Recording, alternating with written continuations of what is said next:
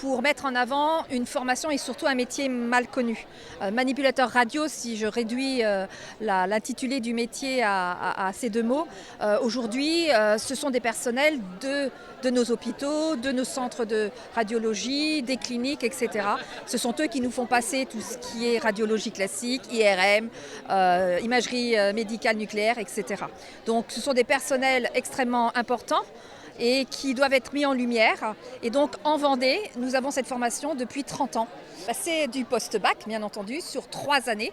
C'est en partenariat avec la faculté de médecine d'Angers qui nous permet de délivrer ce diplôme qui est de niveau licence et qui permet aux jeunes de, bien entendu, rentrer directement en formation ou de poursuivre en master, plutôt dans la recherche. Et on en a de plus en plus. On a eu des témoignages ce matin justement qui expliquaient qu'après cette étape du DTS, imagerie médicale, il y a d'autres possibilités, soit d'être donc dans la recherche sur les nouvelles technologies dans le milieu bien entendu médical, soit dans des spécialisations comme l'échographie. Enfin bref, c'est pas un métier qui évolue pas, il est en constante évolution.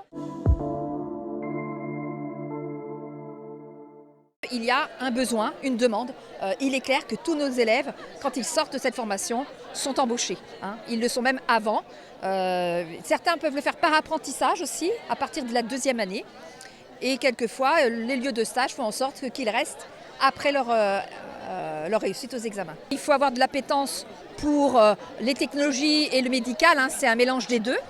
Et puis, c'est 3 années exigeantes, puisqu'on est dans le paramédical, et on peut se dire aussi qu'au lycée Notre-Dame, on a 100% de réussite tous les ans. Donc voilà, quand on rentre au lycée Notre-Dame, eh bien, on arrive et surtout on vous trouve les stages parce qu'il y a énormément de stages pour bien entendu appréhender les nouvelles technologies que nous n'avons pas dans l'établissement.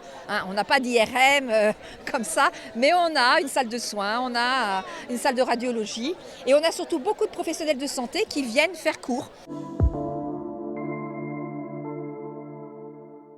Le contact avec le patient, et là moi encore plus en radiothérapie, le monde de la cancérologie qui n'est pas forcément facile tous les jours.